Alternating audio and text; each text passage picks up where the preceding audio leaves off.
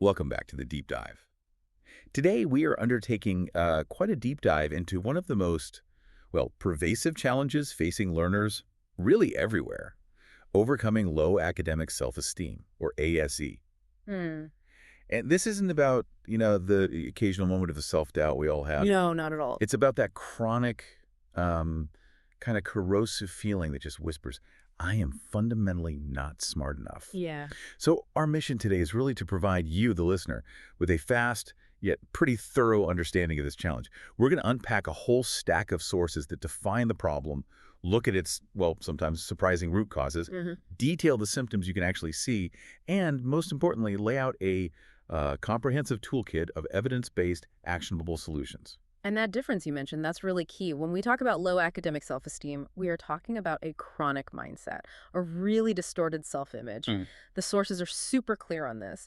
This is where a student consistently labels themselves inside as, weak, slow, or maybe not as smart as others. So it becomes part of their identity. Exactly. It's an internalized identity tied directly to how they perceive their academic weakness. This self-labeling makes low ASE a motivational crisis just as much as a psychological one? That distinction identity mapped onto performance, Hmm. that's precisely why this matters so much. That specific negative internal story. Hmm. It just systematically eats away at the confidence you need to tackle hard work. It really does. It kills motivation and, honestly, tragically, it leads to emotional and behavioral withdrawal from studies. It creates this awful self-fulfilling prophecy of failure. Yeah, a really vicious cycle. And we're aiming to break that devastating cycle today. Okay, let's unpack this, starting with the specific definitions and maybe some of the historical context around this challenge. All right, let's nail down the core definition first. Low academic self-esteem. Fundamentally, it's a negative perception of your own academic potential, right? Yeah. Your intelligence, your overall ability. Precisely. A negative perception. We've established it's a chronic mindset, but how do we practically tell this long-term condition apart from, well, let's say, a capable student who's just stressed or having temporary doubts during finals? That's a great question. The distinguishing feature is really the student's relationship with challenge and failure. Okay. Temporary doubt is situational. A student might say, gosh, I hope I pass this exam. But chronic low LSE, it shows up as avoidance and almost paralysis. Paralysis, how so? Well, the student will actively steer clear of difficult courses. They might hesitate to join competitive group projects, maybe procrastinate constantly on challenging assignments. Why? Because the fear of failure is just so overwhelming that doing nothing actually feels safer. Wow. Yeah, they're kind of preemptively managing shame by avoiding anything that might expose what they believe is their inadequacy. So it's not about their actual ability level, but this unwavering lack of belief in their competence, and that belief then dictates their action. Exactly. It dictates behavior. But to really grasp the scope of this, we need to look at how foundational psychology tackles this issue. The sources ground this whole discussion in three major theoretical frameworks. They do. The first one is Maslow's hierarchy of needs, developed way back in 1943. Ah, yes, the pyramid. Right. And when we look at that pyramid, self-esteem sits right above belongingness. So a student needs to feel accepted, sure, but the next really crucial step is achieving self-respect and recognition, that feeling of being competent, effective, valued for their performance. Makes sense? But if this need for competency and esteem goes perpetually unfulfilled, maybe through constant negative feedback or endless comparison, then academic motivation just collapses. So they can't move up the pyramid. Pretty much. They can't really progress toward higher functioning like deep learning or creativity because that foundation of self-worth is just too shaky. The implication is if they're always operating from this place of perceived failure, all their psychological energy is just spent coping, not actually learning. You got it. Which takes us kind of seamlessly into the next one. Bandura's self-efficacy theory from 1977. This is really the engine room of motivation. Self-efficacy. That's the belief you can actually do something, right? Exactly. Bandura argued that this belief in your own competence, your self-efficacy, is the key determinant of whether you'll put in the effort, whether you'll persist when things get tough, and how resilient you'll be after a setback. Okay. Now, low self-esteem. It systematically poisons the very sources of self-efficacy Bandura identified. For instance, self-efficacy is built through mastery experiences. Meaning succeeding at things. Right, successfully completing tasks. But low ASUA prevents students from even attempting challenging tasks in the first place. So it cuts off the primary source of feedback that tells them they're competent. It's a vicious trap then. Low esteem stops the attempt, Uh-huh. which prevents the mastery experience, Right. which just reinforces the initial low esteem. Ugh. Precisely. And low ASE also messes with vicarious experiences, watching someone similar to you succeed. How did that get messed up? Well, the student with low ASE often filters that success through their negative lens. They see someone else succeed and think, oh, they're just inherently smarter than me, rather than, hey, if they can do it, maybe I can too. So it turns potential inspiration into just more comparison and feeling Yeah. inadequate. Exactly. So low self-esteem doesn't just make you feel bad, it actively dismantles the psychological machinery you need for high performance and persistence. And finally, the sources point to the developmental foundation. That's Erikson's psychosocial theory, specifically the industry versus inferiority stage. Yeah, this one's critical. This stage covers the elementary and middle school years, roughly ages 6 to 12. Okay. This is when a child develops a sense of industry, which basically means learning to be productive and competent by mastering tasks, whether it's schoolwork, learning a skill, playing a sport. And school is a big arena for that. A huge arena. With its report cards, rankings, public assignments, school becomes the primary place where this development happens.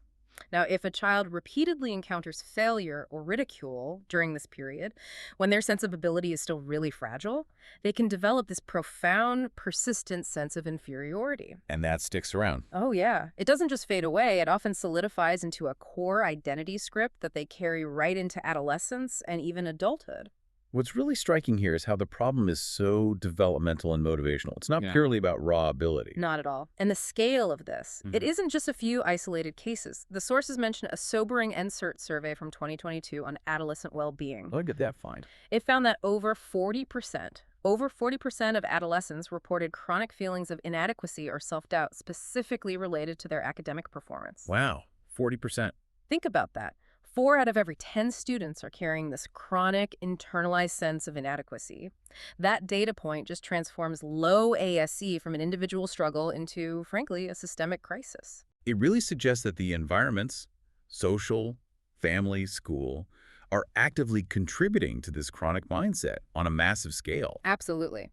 It means the stakes are incredibly high when we start talking about redesigning how we intervene. That statistic is just impossible to ignore. And it's the perfect segue into really dissecting why this erosion happens. Let's zoom in on the specific mechanisms the sources identify as the core drivers. Okay. The sources seem to break down the genesis of low ASE into 3 interconnected streams. You've got the internal psychological drivers, the external familial and social pressures, and then the institutional factors baked into the education system itself. That's a good summary. #AA psychological causes, internal drivers. Starting internally, probably the most insidious cause is the development of a negative self-concept. And this is often fueled by comparison. Right. This takes us back to Leon Festinger's social comparison theory from 1954. Basically, students are naturally driven to compare themselves to their peers to figure out where they stand. Okay, that seems normal. It is, but the problem is that many students with low ASE get stuck in damaging upward comparison. They're constantly measuring themselves against the absolute top performers. Which, by definition, means they'll pretty much always feel like they're falling short. Exactly. Even if their own performance is actually quite good, this persistent upward comparison fosters this deep-seated belief of inferiority. It creates that lasting negative self-concept. And this belief then gets reinforced by, what was it, early failures in cognitive scripts? Yes. Repeated academic setbacks during those really foundational years, especially in that Erikson industry stage we talked about. Ages 6 to 12. Right. Those failures can solidify lasting cognitive scripts of inadequacy. The brain essentially learns the association. Academic effort equals pain and failure. Oof. And nothing locks that in like the fixed mindset, right? Mhm. That's Carol Dweck's mindset theory from 2006. Absolutely crucial. Students with a fixed mindset believe that intelligence and talent are static things. They're finite traits you either have or you don't. So if they struggle, If they have a hard time with a subject, they interpret that struggle not as a temporary hurdle to overcome, but as undeniable proof that they just lack the necessary innate ability. yeah, This single belief is really the engine of low academic self-esteem, because mistakes become statements about their identity proof that I am stupid, instead of seeing them as useful opportunities for learning and growth. and what the last psychological driver mentioned is internalized criticism.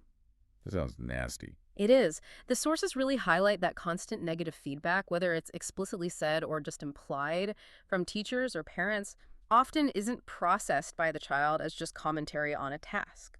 How is it processed then? It's often taken as a judgment on their innate self-worth. The child doesn't just hear, your essay was poorly structured. They might actually hear, I am a poor writer. Wow. So when criticism consistently targets their effort or worse, their ability, rather than the specific process that can actually be fixed, it gets absorbed right into their core self-concept. It severely impacts their internal sense of worth.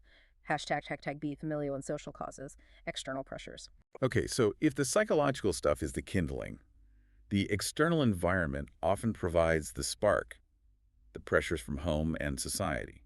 They sound profound. Let's look at the impact of, say, overly critical parenting or maybe unrealistic expectations. Yeah, these external demands can create this atmosphere where the student feels like their acceptance, their worth, is completely conditional on their performance. Like, I'm only loved if I get good grades. Sort of, yeah. If an A is the expected baseline, then anything less feels like a catastrophic failure no matter how much effort they put in. This kind of pressure cooker environment pretty much guarantees that anxiety gets tangled up with studies. And the type of praise matters too, right? The sources talked about outcome-oriented versus effort-oriented praise. Oh, this is such a critical, practical distinction. Outcome-oriented praise sounds like, wow, you got 100 on that test. You are so smart. Okay, seems positive. It seems positive, but it rewards the result. The kid with a fixed mindset hears this and thinks, okay, so if I don't get 100 next time, does that mean I'm not smart? I'll be exposed. It actually creates intense fear of failure. I see. So what's the alternative? Effort or process-oriented praise, that sounds like. Man, that worksheet looked really tough, but I saw you stick with it for 2 whole hours. Your persistence really paid off. So you're praising the how, not just the what. Exactly. You're rewarding the controllable things. Effort, strategy, resilience, which are the absolute hallmarks of a growth mindset. If parents or teachers only reward outcomes, they inadvertently set the stage for low AS the moment the inevitable setbacks happen. And we can't forget the damage comparison does. Whether it's, competition between siblings at home or parents constantly comparing their kid to some high-performing classmate. Yeah, that just undermines the student's sense of their own unique value and competence. It creates this relational deficit. Relational deficit. Yeah, the student starts to believe their value isn't inherent. It's determined by some external measuring stick.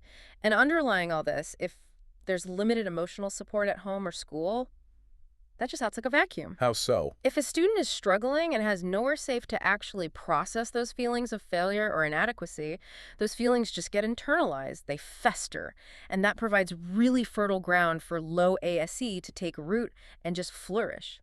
Hashtag C, academic and institutional factors. Okay, let's pivot now to the bigger picture, the institutional factors that can make this problem feel systemic.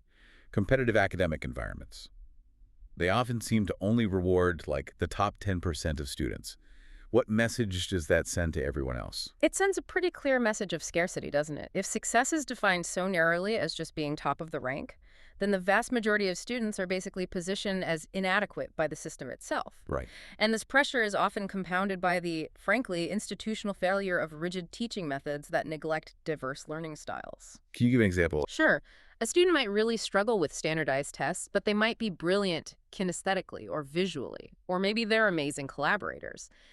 But if the system only validates, say, rote memorization and test scores, Then they're labeled as underachievers, even if they're smart in other ways. precisely, the system is essentially mismeasuring their ability, and tragically, the student internalizes that measurement as the truth about their core intelligence. And in today's world, this gets amplified, doesn't it? The sources mention public rankings, social media. Oh, absolutely. The tyranny of transparency, you could call it.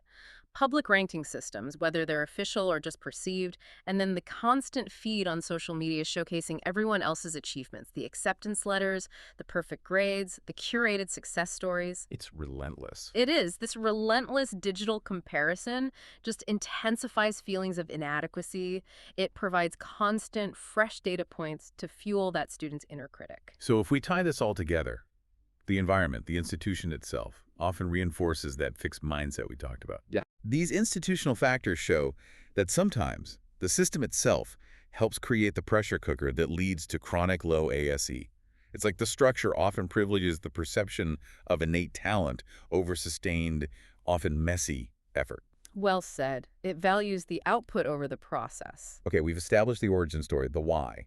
Now, we need to know what this destructive mindset actually looks like in the real world. Both the invisible internal struggle the student goes through and the signs that observers might notice. Right. How does it manifest? Hashtag AA. Symptoms from the student's perspective. Internalize indicators. Well, internally, the experience is really characterized by intense self-critical thoughts. It's this nonstop inner monologue. Like Like that. things like, I just can't do this, or I'm definitely going to fail, or even, why should I even bother trying? And this monologue is so corrosive because it's often automatic. It's preemptive. And that internal psychological pain, it dictates their actions, right? Hmm. Leading directly to avoidance and reluctance. Exactly. The behavioral indicators become pretty stark. You see avoidance of class participation, even when they probably know the answer. Avoidance of group tasks where they feel their ability might be exposed to their peers. And just generally steering clear of any challenging assignment that feels like it carries a high risk of failure. That avoidance, you said it's a protective mechanism. Yeah, fundamentally. They're trying to preserve what little self-image they have by avoiding anything that might confirm their deepest fear that they're just not good enough. That makes sense.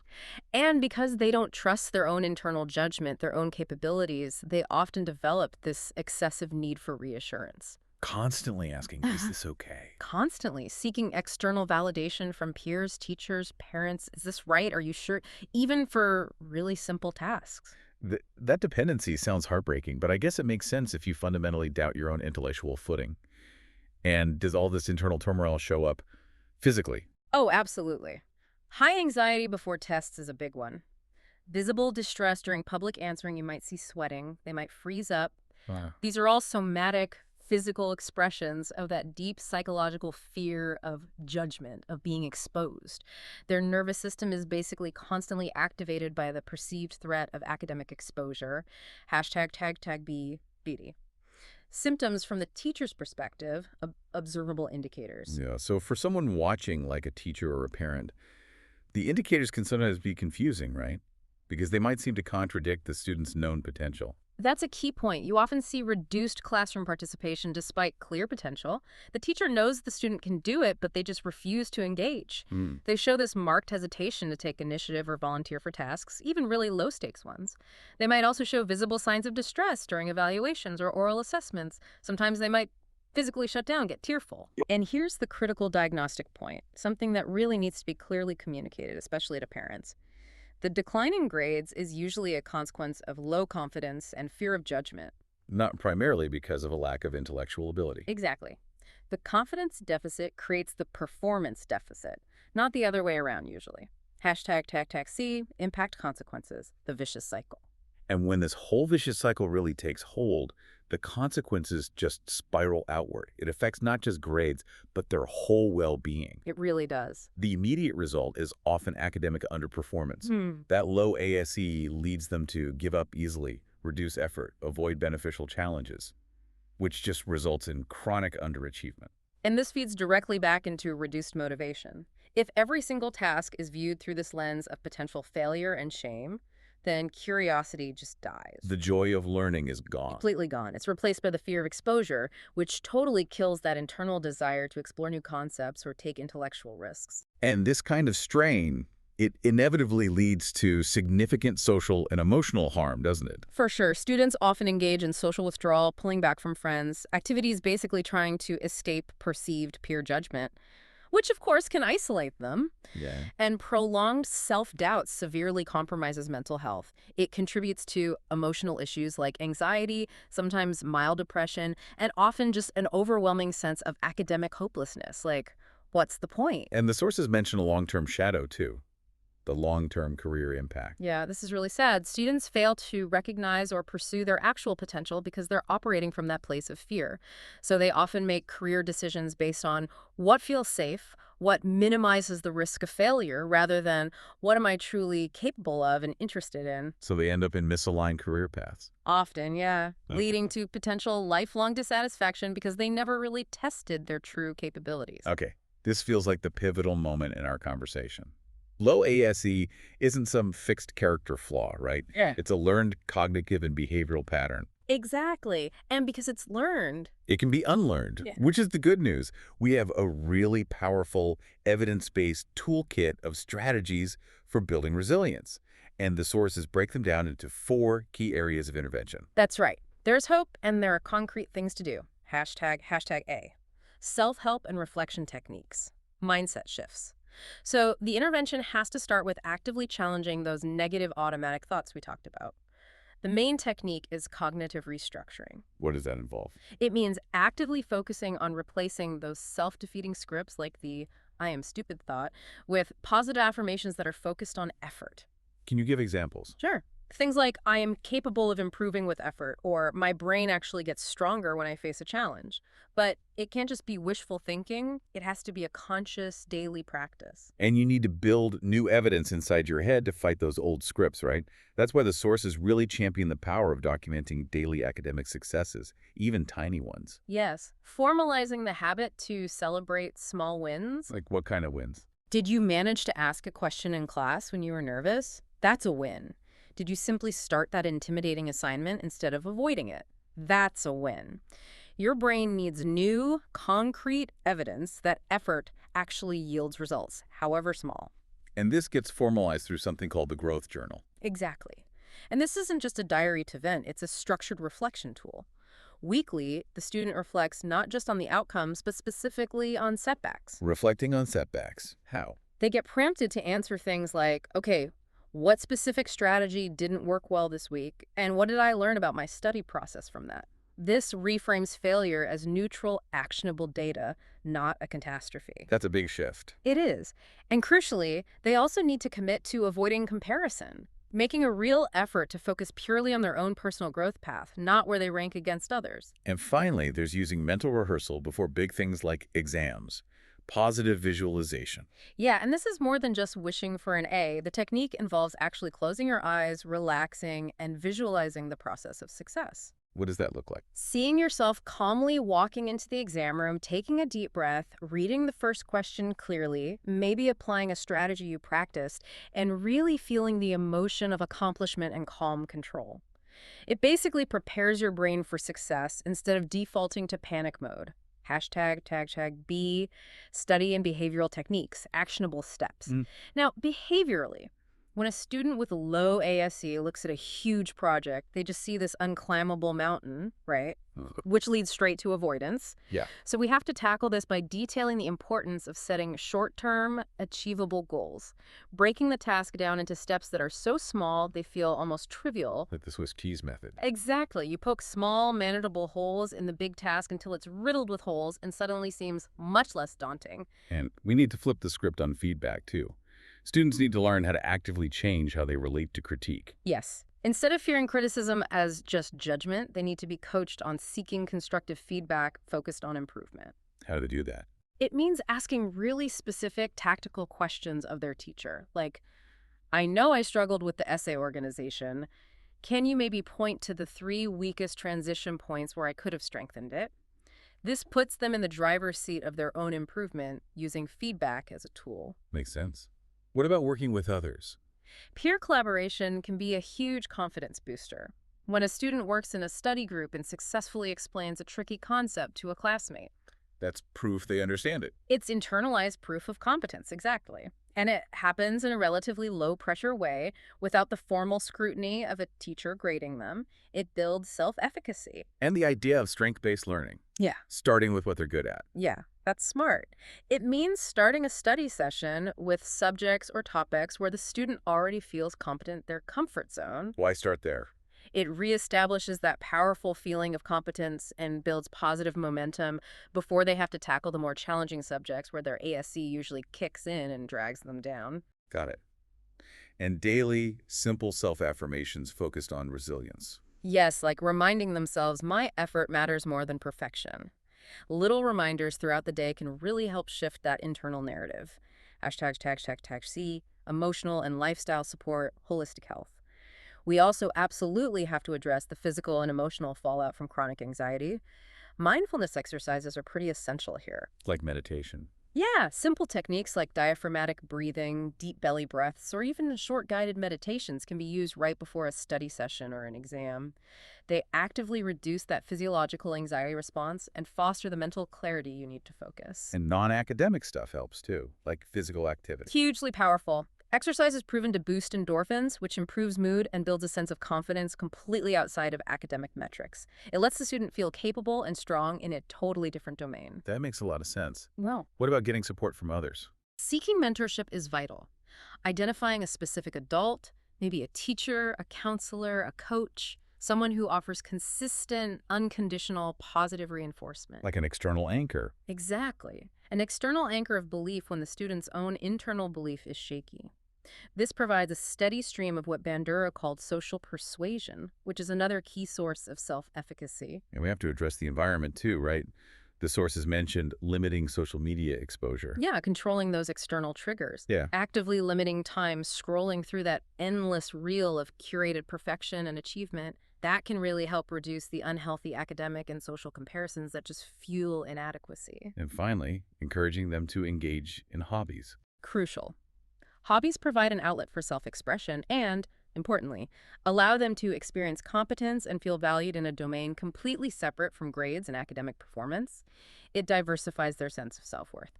Hashtag #TagTagD, long-term strategies, institutional and professional support. Okay, looking longer term for more systemic change, institutional practices really need to shift. Growth mindset workshops can be highly effective. What do those typically involve? They usually teach students the actual neuroscience behind growth, the concept of neuroplasticity, how the brain literally changes and gets stronger with effort and practice. Understanding the science can fundamentally alter how they interpret struggle. It's not a sign of stupidity, it's the feeling of their brain working hard. And for students with really deep-seated low ASE, We need more structured interventions like self-efficacy training. This is essentially like therapeutic exposure to competence. how does that work? Task difficulty is gradually and systematically increased. The student is guided to succeed repeatedly at incrementally harder tasks.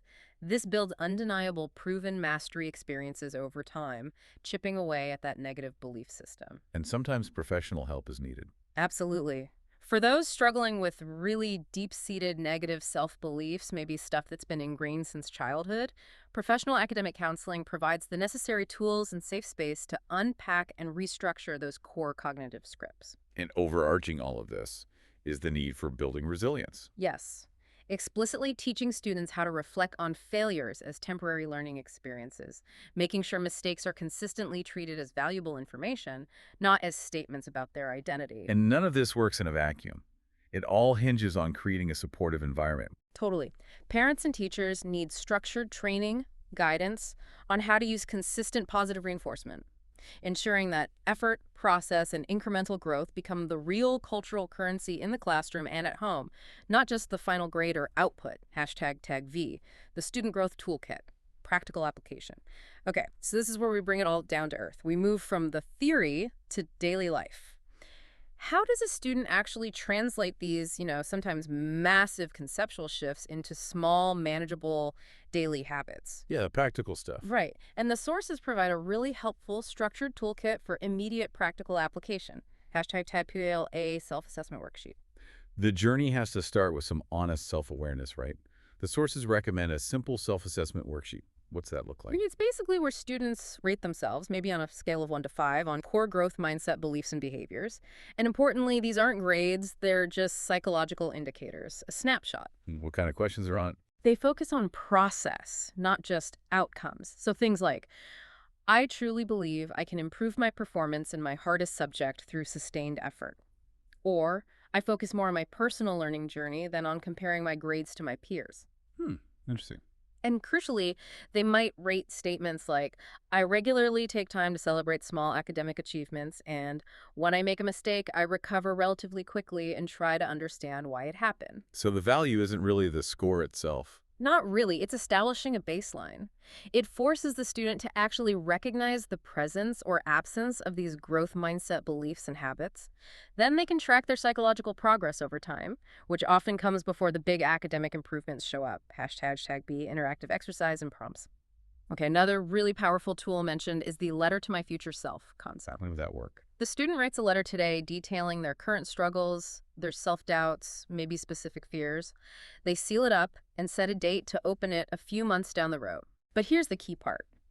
Within that letter, they must also write about the specific strategies they are committing to using. And they need to visualize themselves actually overcoming their current self-doubt through consistent effort. Ah, so it's like a psychological contract with themselves. Yeah. Reinforces commitment. Exactly. And this gets reinforced daily by developing healthy adaptability habits. What kind of habits? Like implementing a daily positive affirmation specifically tied to effort. And critically, at the end of every day, they must take a minute to note down one accomplishment, no matter how minor, and one learning point from that day. So it anchors every single day in progress, not perfection. Precisely. It rewires the brain to look for growth. And we have to focus on their internal language, their self-talk. Oh. They need to consciously catch and replace that self-criticism in their internal monologue.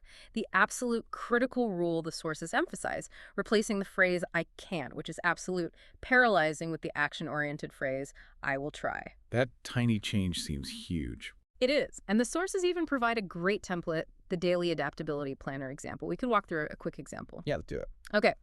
So in the morning, the student sets their intention for the day. Maybe it's stay confident during math class today. Then their academic goal is specific and achievable. Complete the challenging stoichiometry worksheet. Their affirmation for the day could be, effort creates excellence and mistakes are just data points. Yeah, simple enough. Then what? Then in the evening, they do their end-of-day reflection. They write something concrete, for example. Okay, I understood about 80% of today's stoichiometry topic, which is definitely an improvement from the 50% I felt I understood yesterday. And importantly, I successfully asked the teacher that question I was initially afraid to ask. Ah, so you capture concrete, measurable success both in performance and in confidence-related behavior. Exactly. That's the objective data that genuinely fuels an increase in academic self-esteem over time. ###C, reflection prompts. And to really solidify this shift in perspective, the sources leave us, and you, the listener, with some really crucial prompts for private reflection. Yeah, these are great for digging deeper. First, ask yourself, what are 3 academic tasks I once profoundly feared, but now I handle them better, or at least with more confidence? That forces you to see your own competence trajectory. It's objective proof you can improve. Next, challenge those external influences.